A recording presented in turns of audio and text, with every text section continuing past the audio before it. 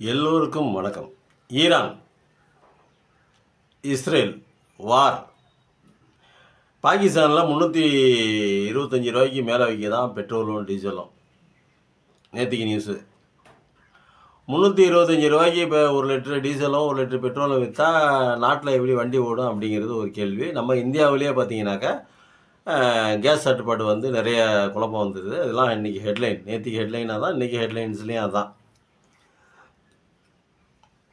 சும்மா இருந்த சங்க ஊதி கெடுத்தான் ஆண்டின்னு ஒரு பழமொழி கேள்விப்பட்டிருக்கீங்களா? அந்த பழமொழி தான் அவன் இந்த ட்ரம்ப் பையெல்லாம் அந்த நெதன்யாகு பையெல்லாம் பண்ண வேலை.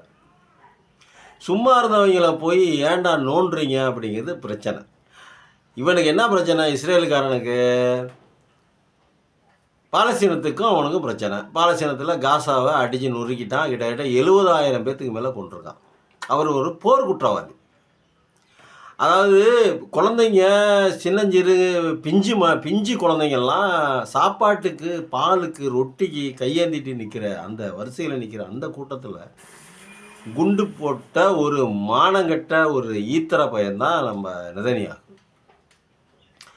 எதுக்குடா இப்படி குண்டு போடுறீங்க, ஏன்டா இப்படி பண்ணுறீங்க?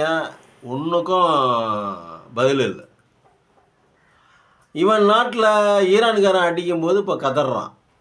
ஈரான் கிட்டத்தட்ட டில் அவீவா அந்த தலைநகர், இஸ்ரேலோட தலைநகர், கிட்டத்தட்ட முக்கால்வாசி 90%, 80% மேலே நிர்மூலமாக்கிட்டான். கான்கிரீட் கூடாரங்களாக மாற்றிட்டான் ஈரான்.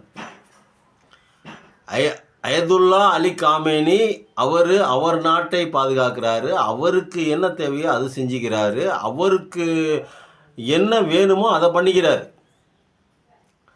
அவர் அணுகுண்டு வச்சிருக்கல. இப்போ நீ வச்சிருக்கல அணுகுண்டு, இஸ்ரேல் வச்சிருக்கல அணுகுண்டு, இப்போ அமெரிக்கா வச்சிருக்கல அணுகுண்டு. அதே மாதிரி அவனுக்கு உரிமை இருக்குல்ல.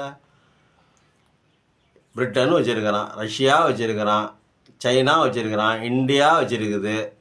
இத்தனை நாடுகளும் அணுகுண்டு வச்சிருக்குது. யாருக்கு என்ன பாதிப்பு வந்துச்சு? அவங்களுக்கு தெரியும் அணுகுண்டு உபயோகிப்பது எவ்வளவு மோசமான ஒரு பின்விளைவை ஏற்படுத்தும் அப்படிங்கிறது எல்லா நாட்டுக்கு தலைவர்களுக்கும் தெரியும். அந்த நாட்டில் வச்சிருக்கிற அந்த அந்த அந்த அதுக்கு பொறுப்பாளிகளாக இருக்கிற அத்தனை பேர்த்துக்கும் தெரியும். ஐநாவுக்கு தெரியும், எல்லாத்துக்கும் தெரியும்.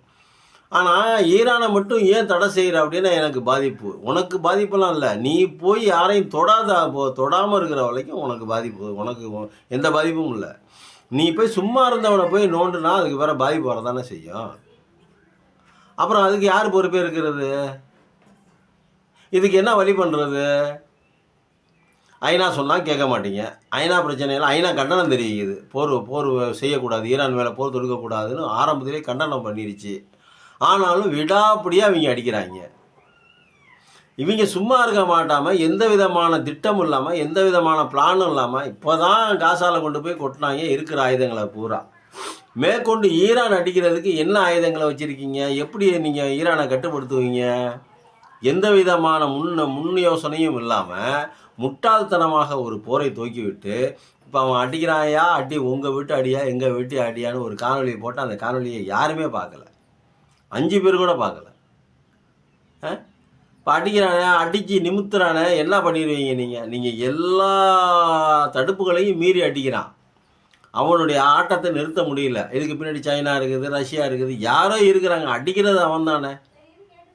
அப்போ பின்னாடி இருக்கிறவங்க வந்து யாராக இருந்தாலும் செயல்படுவது யார்? இவங்க தானே, ஈரான் தானே.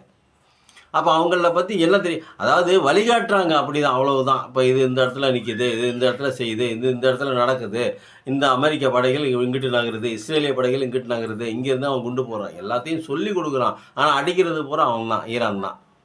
சொல்லி கொடுக்குறது வேணால் ரஷ்யாவும் அமெரிக்காவும் இருக்கலாம். ஆனால் அடிக்கிறதெல்லாம் யார்? ஈரான். அப்போ ஈரானிடம் எவ்வளோ பிரச்சனைகள் இருக்கும், எவ்வளவு இது இருக்கும். ஒன்றும் இல்லைங்க. ரூபா செலவு பண்ணி ஒரு ட்ரோன் அனுப்புகிறான் ஈரான். அதை அழிப்பதற்கு 80 ரூபா செலவு பண்ணி ஒரு ஏரோப்ளேனில் அனுப்புது. ஒரு உதாரணத்துக்கு சொல்கிறேன். ஒரு ராக்கெட் அனுப்புது. அவன் செலவு ரூபா, இவன் செலவு 80 ரூபாயா சொல்கிறாங்க. பத்திரிக்கை நியூஸில் வருது. அப்போது ரூபா செலவு பண்ணுறவன் பெருசா, 80 ரூபா செலவு பண்ணுறவன் பெருசா? அதான் மேட்ரு. அவன் ரூபாய்க்கு அந்த 80 ரூபாய்க்கு 80 ட்ரோன் அவன் செட் பண்ணிடுவான். அதுலேருந்து குண்டை வச்சு அடிச்சிடுறான். நீ 80 ட்ரோனை 80 ட்ரோனை அவனுடைய 80 ட்ரோனை நீ அழிக்கணும் அப்படின்னா நீ 8 8 64 அப்படி இன்ட்டு பண்ணி பெருக்கி அந்த பணத்தை நீ செலவு பண்ண வேண்டிய சூழ்நிலையில் இஸ்ரேலும் அமெரிக்காவும் இன்னைக்கு இருக்குது. அப்போ ஈரானை பற்றி முன்பே தெரியாமல், அவர்களுடைய ஆயுத உற்பத்தியை பற்றி தெரியாமல், அவர்களுடைய ஆயுத பலத்தை பற்றி தெரியாமல், அவர்களுடைய ஆன்ம பலத்தை பற்றி தெரியாமல், அவர்களுடைய போர்க்குணத்தை பற்றி தெரியாமல் முட்டாள்தனமாக காரியத்தில் இறங்கி இன்னைக்கு உலகத்தை பூரா கொலையில் விட்டுருக்காங்க இவங்க 2 பேரும். ஆயில் தட்டுப்பாடு, கேஸ் தட்டுப்பாடு, உலகம் பூரா ஸ்தம்பிச்சு நிற்க போகுது. இதில் பிரச்சனை என்ன அப்படின்னா, நியாயமான போரும் இல்லை. நீ அணுகுண்டு தயாரிக்கக்கூடாதுன்னா ஏன் அணுகுண்டு அவன் தயாரிக்கக்கூடாது? அவன் நாட்டுக்கு அவன் தயாரிச்சுட்டு போகிறான், ஏன் கரண்ட் எடுப்பான்? அணுகுண்டே தயாரிக்கிட்டுப்பான். உனக்கு என்ன பிரச்சனை? உன் நாட்டில் போட போகிறானா? நீ பிரச்சனை பண்ணாமல் இருக்கிற வரைக்கும் அவன் போடுவான். அப்போ நீ ஏன் அவனை பார்த்து பயப்படுற? அவன் எங்கே நம்ம மேலே போட்டுருவானோ அப்படின்னு தான் பயப்படுறேன். ஏன் சைனா அவன் மேலே போட மாட்டானா? ரஷ்யா அவன் மேலே போட மாட்டானா? இந்தியா அவன் மேலே போட மாட்டானா? எல்லா நாடுகளும் போடுதில்ல, எல்லா நாடுகளும் போடலாம்ல. அவன் பர்டிகுலராக நீ அவனை போய் தாக்குற அப்படின்னா அவனை மாற்ற வேண்டும், அவனை அழிக்க வேண்டும், ஈரானை ஒழிக்கணும் அப்படிங்கிற ஒரு முடிவு. காரணம், அங்கே இருக்கிறது எண்ணெய் வளம். ஈரானில் அதிகப்படியான எண்ணெய் வளம் இருக்குது. அந்த எண்ணெய் வளத்தை கொள்ளையடிக்கிறதுக்கு நீ தேவையில்லாமல் ஒரு நாட்டின் மேலே ஒரு பொய்யான பிரச்சாரத்தை தான் உண்டு பண்ணி இன்னைக்கு அவன் அடிக்கிறாங்க. வெனிசுலா அந்த தலைவரை கைது பண்ணி வச்சுருக்காங்க. ஏன் கைது பண்ணி வச்சுருக்காங்கன்னா, வெனிசுலாவில் அவ்வளோ எண்ணெய் இருக்குது, அவ்வளோ குருடாயில் இருக்குது. அதை கைப்பற்றுவதற்காக அவன் மேலே பொய்யான போதை மருந்து கடத்தல். ஒரு நாட்டினோட அதிபர் அவனால் போதை மருந்து கடத்துவானாங்க? இது உலகம் சொன்னால் உலக மக்கள் நம்புவாங்களா? இதெல்லாம் ஐநா எப்படி வேடிக்கை பார்த்துருக்குன்னு தெரியல. ஒருவேளை ஐநாவே அமெரிக்காவோட கைக்கூலியோ அப்படின்னு நம்ம நினைக்க வேண்டியிருக்குது. ஏன்னா எல்லாமே அமெரிக்காவில் தானே இருக்குது. ஐநா அந்த வேர்ல்டு ஆர்கனைசேஷன் லொட்டுலஸுக்கு அந்த வேர்ல்டுன்னு வரது பூரா எல்லா லொட்டுலஸுக்கு பூரா அமெரிக்காவில் தானே இருக்குது. இந்தியாவிலே இருக்குது, சைனாவில் இருக்குது, ரஷ்யாவிலே இருக்குது, அமெரிக்காவிலே இருக்குது. அவன் சொல்கிறதா அவன் தான் கேட்டு, அவங்க சொல்கிறதா அவன் கேட்டு தான் ஆகணும், வேறு வழி இல்லை. இப்படி போய்கிட்டு இருக்குது நாடு. இப்போ இவன் மேலே நெதன்யாகு மேலே ஊழல், இவர் ட்ரம்ப் மேலேயும் ஊழல். இவர் ஏதோ ஒரு சிப்பு விற்கிறான் அப்படி இப்படின்னு சொல்லிட்டு ஏதோ ஒன்று ஊழல் பண்ணிட்டாங்க. ஊழல் பண்ணுறதுக்காக இந்த மாதிரி போர் சூழலை ஏற்படுத்தி அந்த கேப்பில் இவங்க விற்கலான்னு பார்க்குறாங்க அப்படின்னு இப்போ செய்தித்தாள்களில் பேசுகிறாங்க. இவர் ஏகபோகமாக ஊழல் பண்ணி வச்சுருக்காரு நெதன்யாகு. எந்த பிரச்சனையுமே இல்லாட்டினா நம்ம நாட்டு மக்கள் நம்ம மேலே திரும்பிடுவாங்க, நம்ம பண்ண ஊழலை பற்றி பேச ஆரம்பிச்சிருவாங்க. அது பெரிய நமக்கு பின்னடைவாக போயிடும், நம்மளுடைய அரசியல் வாழ்க்கைக்கும் பின்னடைவாக போயிடும், நம்மளை ஜெயிலில் வச்சு மூடிடுவாங்க அப்படின்னு பயந்துக்கிட்டு இங்கே பாலஸ்தீனத்தை அடித்தா இப்போ ஈரானுக்கு போயிருக்கான். இந்த லட்சணத்தில் இந்த ட்ரம்ப் என்ன சொல்லியிருக்கான், இந்த ஈரான் பிரச்சனை முடிஞ்சோன்னா கியூபா மேலே கண்ணு வைப்போம் அப்படின்னு பேசியிருக்காங்க. கியூபா முழுவதுமாக அன்றிலிருந்து இன்ற வரைக்கும் பிடல் காஸ்ட்ரோ சேக்குவேரா இவங்கெல்லாம் போராடி என்னைக்கு கியூபாவுக்கு சுதந்திரம் வாங்கினாங்களோ அன்னையிலிருந்து இன்னைக்கு வரைக்கும் அது பொருளாதார தடையில் தான் இருக்குது கியூபா. இந்தியாவின் சர்க்கரை கிண்ணன்னு சொல்கிறாங்க. உலகின் சர்க்கரை கிண்ணம் அப்படிங்கிறாங்க கியூபாவை. அவ்வளவு சர்க்கரை விளையுது. அங்கே இருக்கிற மெடிக்கல் டாக்டர்ஸ்லாம் மிகப்பெரிய டாக்டர்ஸு. கொரோனா காலத்தில் அடுத்த நாடுகளுக்கெல்லாம் போய் அடுத்த நாட்டுக்காரங்களெல்லாம் வர வச்செல்லாம் ட்ரீட்மெண்ட் பண்ணாங்க. ஆனால் அவன் நாட்டுக்கு யாரும் போகக்கூடாது, வரக்கூடாது அப்படின்னு சொல்லிட்டு நிறைய பொருளாதார தடை இல்லாமல் போக்குவரத்து தடையும் விதித்து வச்சுருக்காங்க அமெரிக்கா. இப்போ அவனை பொறுத்த வரைக்கும் அவன் தன்னுடைய மக்களை காப்பாற்றுவதற்கு அவன் என்னென்ன செய்யணுமோ அதெல்லாம் செஞ்சு வச்சுருக்காங்க கியூபாவில். கியூபாவை நீ ஏன்னுன்ற சின்ன நாடு தான், தமிழ்நாடு பெருசு கூட இருக்காது. அது அவ்வளவு சிறப்பு மிக்க ஒரு நாடு. அனைவருக்கும் இலவச கல்வி, எந்த படிப்பு படித்தாலும் அனைவருக்கும் இலவச கல்வி. எல்லாமே பெரிய பெரிய டாக்டர்ஸு, அதாவது டாக்டரேட் படித்து அதையும் தாண்டி விஞ்ஞானமாக ஆராய்ச்சி பண்ணுற அளவுக்கு அவங்க படிச்சிருக்காங்க. உலகில் உள்ள பெஸ்ட் டாக்டரில் ரொம்ப முக்கியமானவங்க யாருன்னா கியூபா டாக்டர்ஸ் தான். உலகில் உள்ள நாடுகளிலேயே அதிகமான டாக்டர்களை கொண்ட நாடு கியூபா தான். இதெல்லாம் புள்ளி விவரம், அந்த நாட்டினுடைய புள்ளி விவரங்கள் சொல்லுது. அப்போ அப்படி இருக்கிற அந்த நாட்டில் அந்த நாட்டை போய் இவன் டார்கெட் பண்ணுறான் இந்த ட்ரம்ப்பு. இவனை பொறுத்த வரைக்கும் என்ன பிரச்சனை அப்படின்னா, யாரும் நிம்மதியாக வாழக்கூடாது, எந்த நாடும் நிம்மதியாக இருக்கக்கூடாது, எல்லாரும் நம்ம நாட்டுக்கு அடிமையாக இருக்கணும், நமக்கு அடிமையாக இருக்கணும், நம்ம சொல்கிறதான் கேட்கணும் அப்படின்னு. முதல்ல என்ன சொன்னாங்க, ஈரான்லேருந்து பெட்ரோல் வாங்கிட்டு இருந்தோம். நம்ம ஆளுங்க பண்ண கூத்து பாருங்கள், இது ரொம்ப மோசம். ஈரான்லேருந்து பெட்ரோல் வாங்கிட்டு இருந்தோம். அப்புறம் திருப்பி என்ன பண்ணுறோம், குறைஞ்ச விலைக்கு தருதுன்னு சொல்லிட்டு ரஷ்யாட்டேருந்து வாங்கணும். ரஷ்யாட்டேருந்து வாங்கும்போது ட்ரம்ப் என்ன சொன்னான், இந்த ரஷ்யாட்டேருந்து இனிமேல் பெட்ரோல் வாங்கக்கூடாது, நாங்கள் சொல்கிறதான் கேட்கணும், எங்கள்கிட்ட தான் ஒப்பந்தம் போடணும், வெனிசுலாலேருந்து வாங்கிக்க அப்படின்னு சொன்னான். ஏன்னா வெனிசுலா அதிபரை கைது பண்ணி வச்சுருக்கான். வெனிசுலா அப்போ அமெரிக்கா கண்ட்ரோலில் இருக்குது. வெனிசுலாலேருந்து எண்ணெய் வாங்கிக்க அப்படின்னு சொல்கிறான். அதுக்கும் நம்ம ஆளுங்க பேசாத சரின்னு ஒத்துக்கிட்டாங்க. சரி இங்கேயே வாங்கிக்கிறோம் அப்படின்னு சொல்லிட்டு ஒப்பந்தம் வேறு போட்டாங்க. இப்போ என்ன சொல்கிறான், இந்த பிரச்சனை முடிகிற வரைக்கும் நீங்கள் ரஷ்யாவில் வாங்கிக்கங்க அப்படின்றான். அவர் என்ன சொல்லிட்டாரு, ரஷ்யாவிலேருந்து நாங்கள் இதுமாதிரி பெட்ரோல் தரமாட்டோம், குரூட் ஆயில் தரமாட்டோம் அப்படின்னு சொல்லிட்டு புதின் சொல்லிட்டாரு.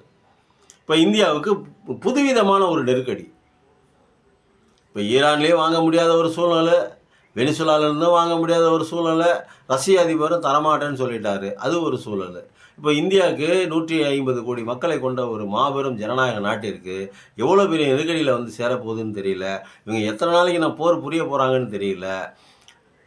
கண்டிப்பாக ஈரானை வந்து இவங்க கண்ட்ரோல் பண்ணவே முடியாது. இவங்க வந்து பேக் அடித்து பின்னாடி வரணும், அவ்வளவுதான். இது வந்து ட்ரம்ப் நெதன்யாகு 2 பேரும் செஞ்ச மகா முட்டாள்தனமான ஒரு வேலை.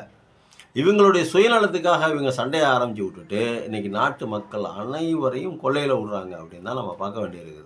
மிகப்பெரிய கொள்ளையில் விடுறாங்க. இப்போ நம்ம நாட்டிலே பெட்ரோல் தட்டுப்பாடு. பெங்களூரில் நிறைய ஹோட்டல்ஸ் இழுத்து மூடிட்டாங்க, பாம்பேயில் நிறைய ஹோட்டல்ஸ் இழுத்து மூடிட்டாங்க. இப்போ தமிழ்நாடு இன்றைக்கி பேச்சுவார்த்தையில் ஆரம்பிச்சிருக்குது.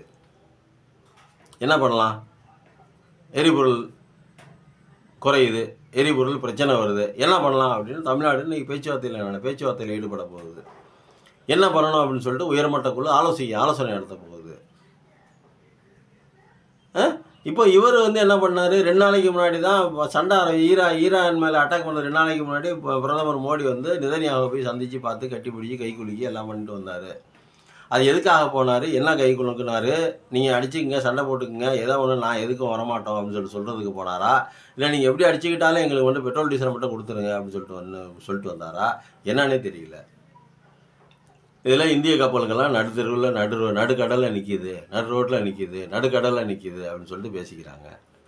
சரக்கு ஏற்றி சென்ற கப்பல் பூரா ரோட்டில் நிற்கிதுன்னு பேசிக்கிறாங்க. இதெல்லாம் எங்கே போக போகுது, என்ன பண்ண போகுது, இதெல்லாம் யாருக்கு தெரியும்? இவங்க 2 பேரும் சுயநலத்துக்காக அடிச்சுக்கிட்டு மக்களை பூரா பாடாப்படுத்துகிறாங்க, உலகம் பூரா. இப்போ புதுசாக வந்து எண்ணெய் கிடங்குகளை அழிக்க போகிறாங்க. அதுக்கப்புறம் பார்த்தீங்கன்னாக்கா எண்ணெய் கிணறுகளை அழிக்க போகிறாங்க. அதுக்கப்புறம் பார்த்தீங்கன்னாக்கா நீர் வளம் மிக்க பகுதி, குடிநீர் எங்கே இருக்குதோ அதை பிடிச்சி அழிக்க போகிறாங்க அப்படின்னு சொல்லிட்டு பேசிக்கிறாங்க. குடிநீர் அப்படின்னா இந்த கல்ஃப் கண்ட்ரிஸ் ஃபுல்லாகவே எல்லாமே பாலைவனம் தான். அவங்க வந்து உப்பு நீரை குடிநீராக மாற்றி அப்படி தான் அவங்க யூஸ் பண்ணுறாங்க. ஆனால் அதுக்கும் இப்போ ஆப்பு வைக்க போகிறாங்க. அதுலேயும் 2 பேரும் மாற்றி அடிக்க போகிறாங்க. இவனுடைய நீர்நிலைகளை அவன் அழிக்க போகிறான், அவனுடைய நீர் எடுப்பு, நீர் பிடிப்பு, அந்த நீர்நிலைகளை இவன் அழிக்க போகிறான். 2 பேரும் அடிச்சுக்கிட்டு இப்போ தண்ணி இல்லாமல் நிறைய பேர் சாக போகிறாங்க. தண்ணிக்கான ஒரு போர் வரும், 3ஆம் உலகப் போர் ஒன்று வரும். அப்படி வந்தால் அது தண்ணிக்கான போராக தான் இருக்கும் அப்படின்னு சொல்லிட்டு சொன்னாங்க. 20 வருஷத்துக்கு முன்னாடியே சொல்லிட்டாங்க. ஆனால் இப்போ தண்ணி நீர்நிலைகளை அழிக்கிறதுல குறியோடு இருக்கிறாங்க 2 நாடுமே. இப்போ இதனால் யார் பாதிப்பு? உனக்கு ஒரு சண்டை, உனக்கு ஒரு பிரச்சனை, அவனுக்கு ஒரு பிரச்சனை, அந்த நாட்டுக்காரனுக்கு ஒரு பிரச்சனை, இந்த நாட்டுக்கு ஒரு பிரச்சனை. நீங்கள் 2 பேரும் அடிச்சிக்கலாம். கீழே இருக்கிற மக்கள் ஏன் பாதிக்கப்படணும்? சுற்றி இருக்கிற நாடுகளில் இருக்கிற மக்கள் ஏன் பாதிக்கப்படணும்? உலகில் உள்ள மொத்த மக்கள் 700 கோடி பேரும் ஏன் பாதிக்கப்படணும்? அப்போ உங்கள் சுயநலத்துக்கு நீங்கள் அடிச்சுக்குவீங்க, 700 கோடி பேரும் பாதிக்கப்படணும். உலகில் உள்ள அத்தனை நாடுகளும் பாதிக்கப்படணும். இது உங்களுக்கு வந்து ஒரு சுகமாக இருக்கும், ஒரு வேடிக்கையாக இருக்கும், எல்லாம் உன்னைய பற்றியே பேசணும், உனக்கு அடிமையாக இருக்கணும். என்னடா பொழப்பு இது? எதுக்காக அந்த மானங்கட்ட பொழப்பு? இந்த பொழப்பு பொழைக்கிறதுக்கு வேறு எதுவும் வேலை பார்த்துட்டு போகலாமே. தன்னுடைய நாட்டை வளர்ச்சி பாதையில் கொண்டு செல்லலாம், தன்னுடைய நாட்டை பாதுகாக்கலாம், தன்னுடைய நாட்டை தற்காக்கலாம். நம்ம நாட்டுக்கு என்ன மிசைல் வேணுமோ, என்ன ஏர்ஃபோர்ஸ் வேணுமோ, என்ன பீரங்கிகள் வேணுமோ, என்ன குண்டு வேணுமோ, இல்லை செயற்கை ஆயுதங்கள் என்ன வேணுமோ எல்லாத்தையும் கட்டமைச்சிக்கலாம். எல்லாத்துக்கும் உரிமை இருக்குது. ஆனால் ஈரானுக்கு மட்டும் உரிமை இல்லை, வெனிசுலாவுக்கு உரிமை இல்லை, முஸ்லீம் நாடுகளுக்கு உரிமை இல்லை. இவங்க மட்டும் எல்லாத்தையும் பண்ணணும், எல்லாத்துக்கும் இவங்களே ராஜாவாக இருக்கணும், எல்லாத்தையும் இவங்களே அடிமைப்படுத்தி வச்சுருக்கணும். இதற்கு பேர் என்ன? இது ஒரு நாதாரி வேலை தானே, இது 4ஆம் கட்ட நாதாரி வேலை தானே. அதனால் பாதிப்பு அவங்களுக்கு இல்லை, நமக்கு தான். மக்களாகிய நாம் சிந்திக்கணும். நன்றி, வணக்கம்.